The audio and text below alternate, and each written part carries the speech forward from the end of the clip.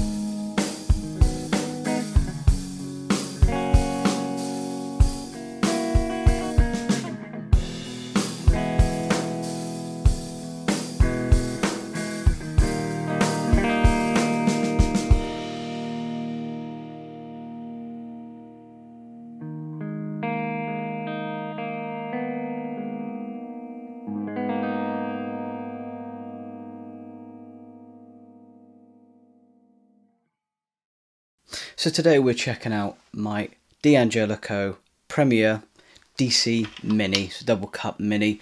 It's a semi-hollow body guitar, and it's utterly fantastic. This was a complete and utter impulse buy towards the middle of last year, and that's because I was playing in a cover band at the time and I needed something that covered all the bases that I may be covering in your standard sort of pub cover set. So let's have a quick deep dive into this. I'll go through the specs and then we'll hear some of the tones from the pickups.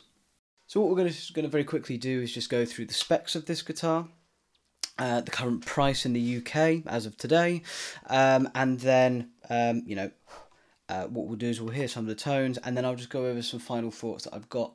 Probably going to be a little bit biased because this is my guitar, but at the end of the day, this isn't a sponsored video. I'm going to be honest, in case anybody's looking to pick up one of these. So what we'll do is we'll start again with what it is. It's a made in Indonesia guitar. It's a D'Angelico Premier DC Mini.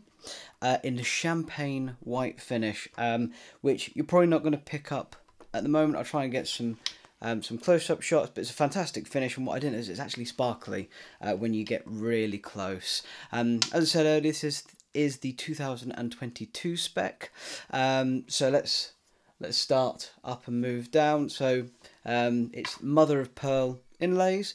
Now, one of the unique features about this D'Angelico guitars as a whole is their tuning pegs. Now, so this is the Premier spec guitar, which is their sort of budget range, but these are Rotomatic stair step tuners.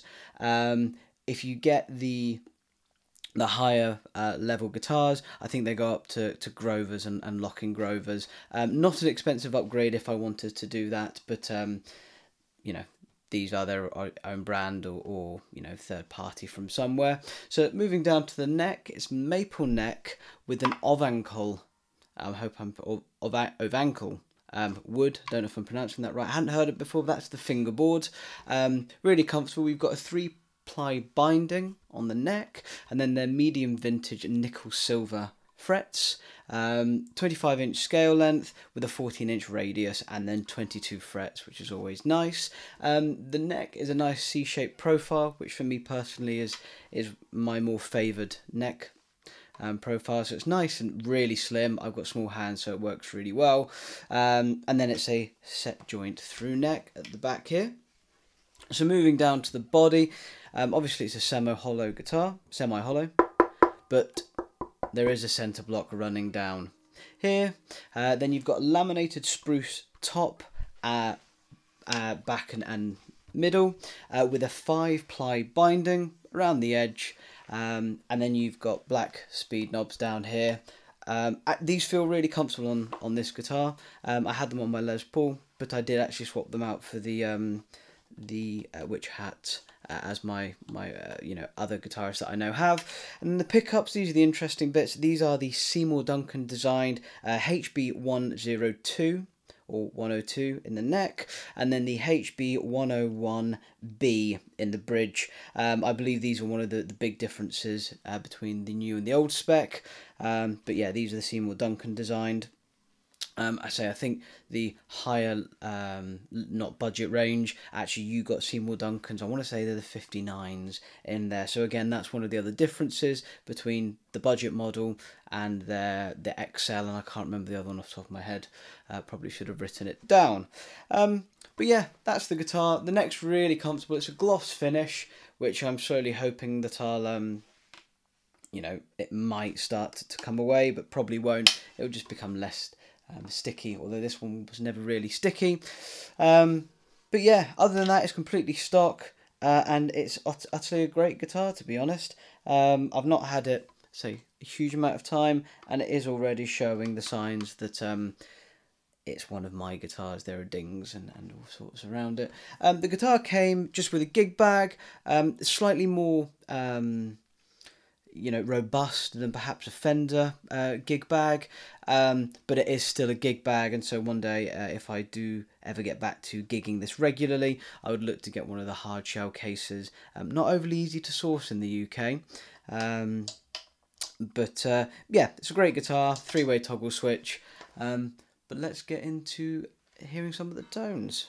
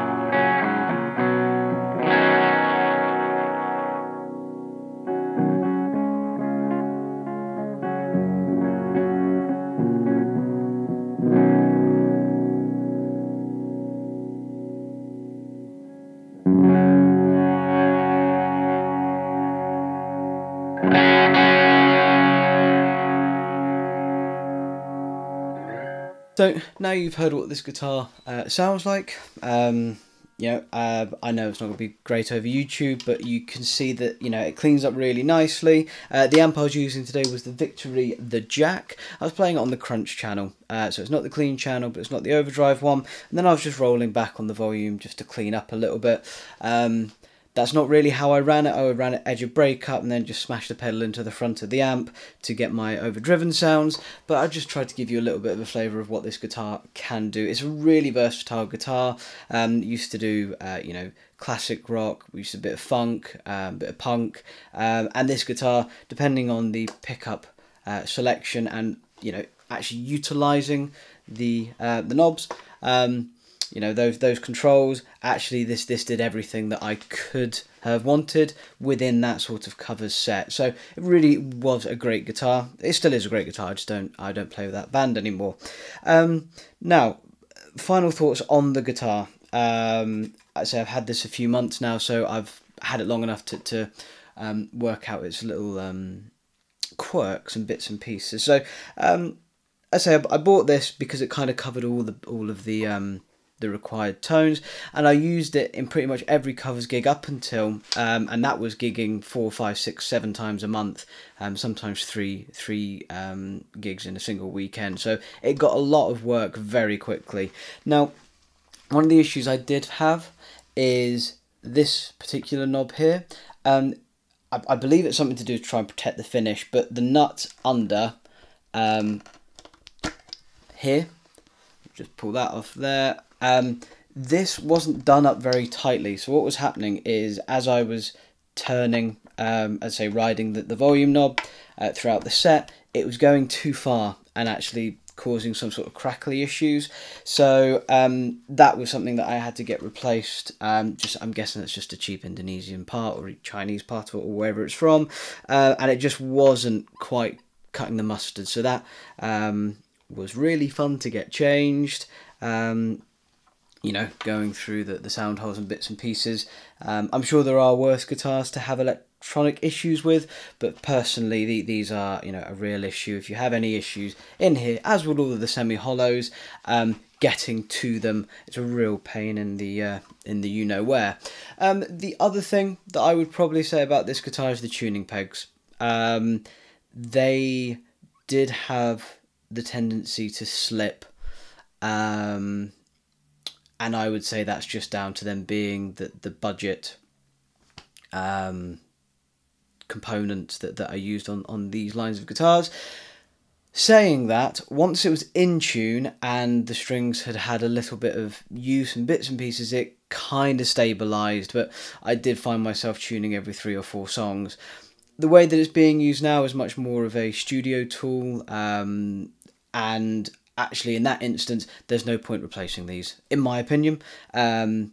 This video, actually from start to finish, I think I needed to tune it up maybe twice, and that includes the fact that I've just restrung it, so these strings are a little they're a little loose at the moment, but it did hold the tuning. So that is not a reason not to buy this guitar. Just for me personally, if I was then going to go out and have one guitar on the road with me and it was this, I'd pay I think it's like £65 or something to replace those with actual Grovers. I think they're the locking ones as well. So yeah, Grover do a version of these, and for £70 plus labour if you wanted to get somebody else to do it, I think that would completely change this guitar. Tuning wise, the pickups, I personally really like these. I think they're clear. I think they take distortion really well. They actually take fuzz quite well as well.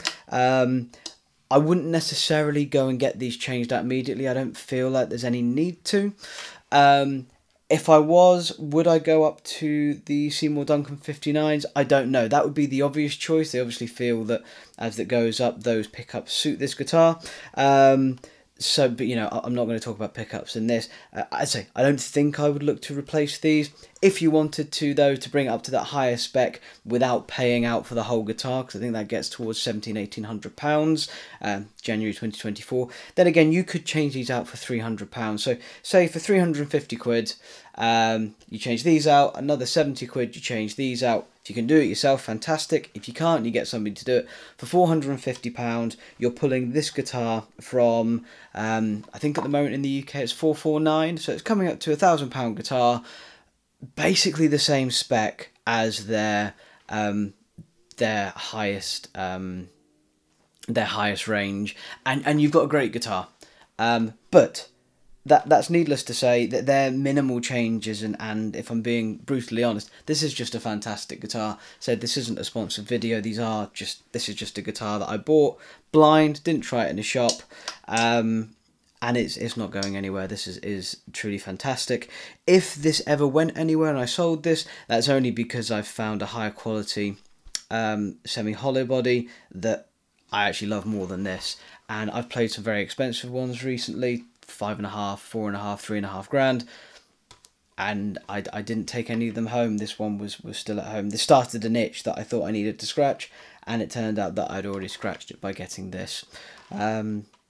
But yeah, I hope you found this video interesting. I hope perhaps if you don't know much about D'Angelico, it's kind of, open your eyes a little bit to other guitars that might be out there that you don't know about. And if you do know about them and you're just doing your research, then yes, I would recommend you go and buy one of these guitars. Am I biased towards this colour as well? Yes, although the black sparkle does look very nice as well. But anyway, yeah, I've been Dougie. Thank you very much for hanging around today. Hope you've enjoyed it. Hope you found it interesting and a little bit helpful. Leave a like, leave a comment, maybe even subscribe. Let me know what you think of this. Perhaps you've got one, or perhaps you're thinking of getting one. Let me know in the comment section below. And until then, I will see you in the next one.